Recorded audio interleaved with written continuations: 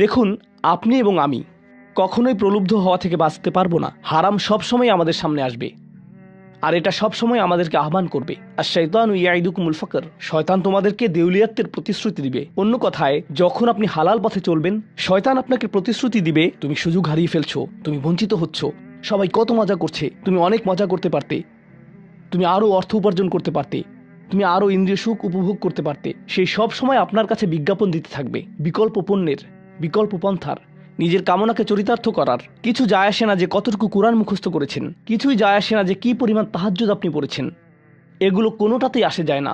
শয়তান থামবে না। দিন শেষে আপনি তো একজন মানুষই।